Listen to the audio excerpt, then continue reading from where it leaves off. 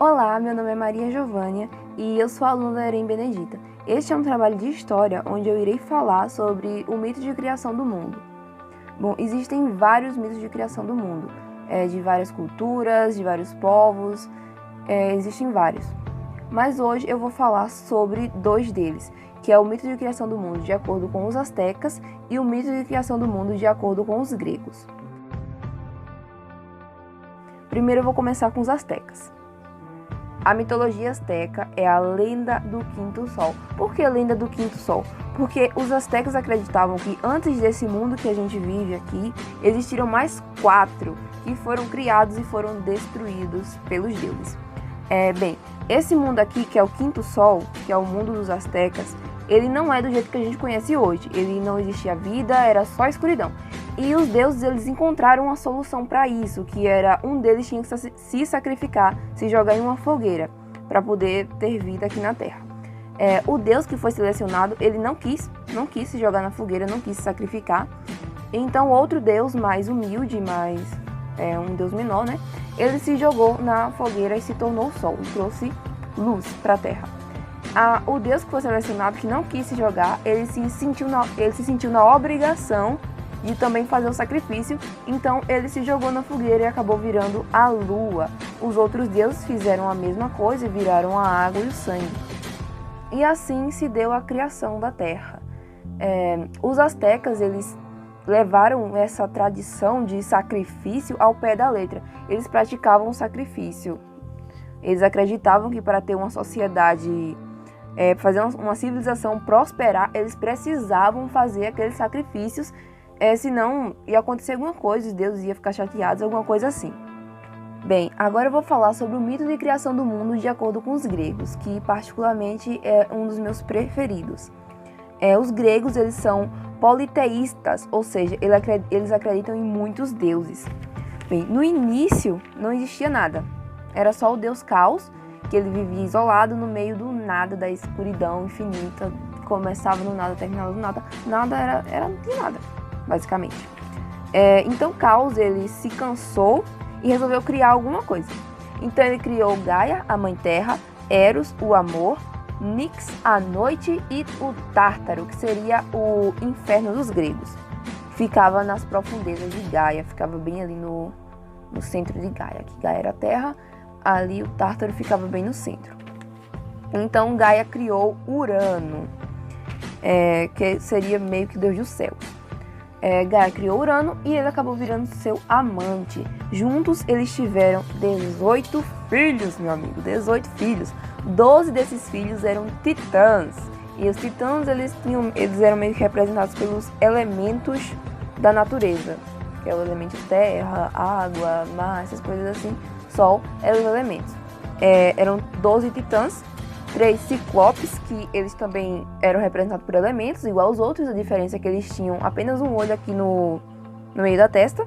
E eles eram o raio, relâmpago e trovão. E 3 ecotrôncos, que eram monstros com 50 cabeças e mais de 100 braços. Bem, Urano não gostava de nenhum de seus filhos, porque os filhos dele eram titãs, eram fortes, poderosos. E ele achava que os filhos deles poderiam querer tomar o lugar dele. Então ele aprisionou todos os 18 filhos no útero de Gaia. Então Gaia começou a sentir muita dor, uma dor absurda que ela sentiu, e ela ficou com muita raiva, ficou enfurecida com aquela atitude. Então ela resolveu criar um plano de vingança. Ela falou com seus filhos para algum deles tentar tomar o lugar de Urano, só que só um dos seus filhos aceitou o plano de vingança dela, que foi Cronos. Então ela deu um instrumento, um instrumento para ele, uma foice, alguma coisa assim, e ele acabou castrando o pai dele. Quando Cronos castrou Urano, o sangue de Urano ele deu origem a outros deuses. Quando isso ocorreu, Urano ele amaldiçoou Cronos. Ele disse as seguintes palavras: "Eu o amaldiçoo, cria desnaturada. Isso que fez contra o seu pai, você há de receber de seus filhos." Então Cronos acabou assumindo o poder total. Ele também achou que seus irmãos iriam roubar seu lugar e aprisionou todos novamente no útero de Gaia, deixando ela enfurecida. Então Cronos se juntou com a sua irmã Rhea e juntos tiveram 5 filhos. Só que ele lembrou da maldição que o pai dele jogou contra ele. E o que ele fazia? Ele ordenava que Rhea, quando ela tivesse o bebê, levasse imediatamente para ele e ele devorava o bebê. Isso aconteceu 5 vezes, ele comeu 5 filhos. Só que não ia ficar assim, né? 5 crianças, filhos de Cronos, netos de Gaia e netos de Urano. Esses meninos só poderiam ser imortais. Então, Cronos comia os filhos e os filhos ficavam dentro do estômago dele. Quando Rhea estava grávida do 6º filho, que seria Zeus, ela foi procurar os pais delas, que também eram pais deles, para pedir ajuda para ele não comer o Zeus, né, o 6º filho. Então tiveram a brilhante ideia de colocar o Zeus nas profundezas de Gaia, colocaram Zeus nas profundezas de Gaia, que seria o Tártaro, e deixaram ele sob o cuidado de ninfas e fadas. E ali ele ficou até se tornar adulto. Já que Cronos sabia que Rhea estava grávida e ela escondeu o bebê, ela deu pedras para ele comer no lugar do filho dele.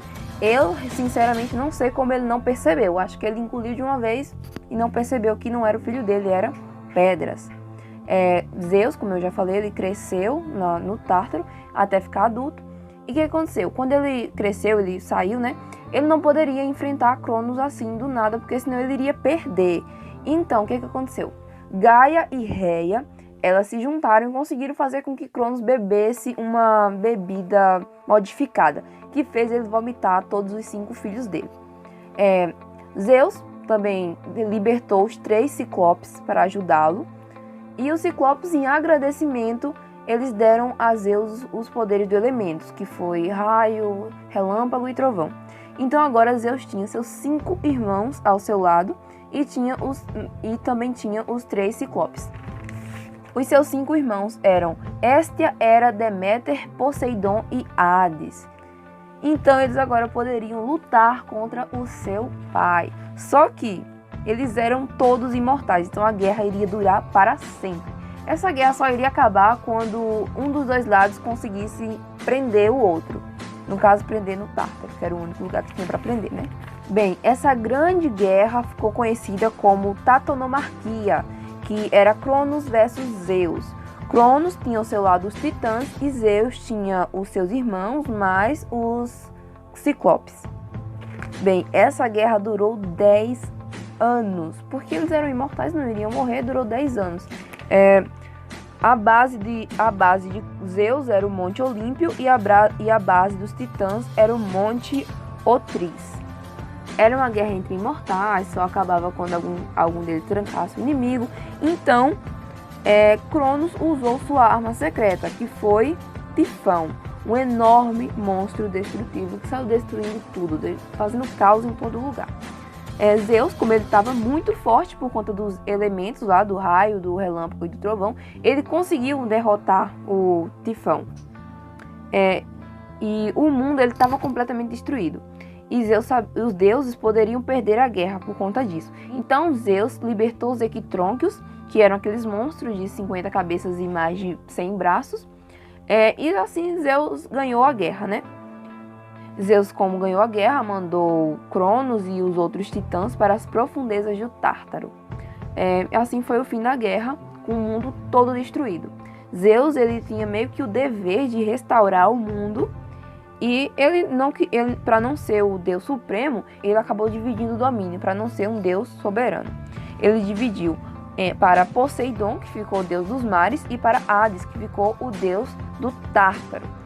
E Zeus ficou como Deus dos céus e da humanidade. E assim o mundo estava feito.